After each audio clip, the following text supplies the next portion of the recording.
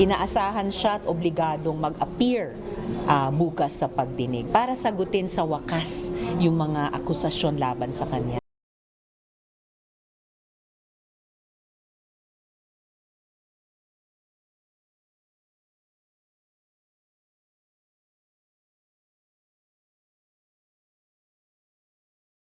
Walang may gusto mag-assassinate sa kanya.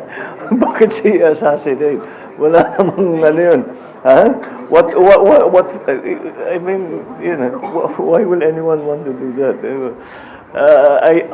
Maybe he's just very, wala na.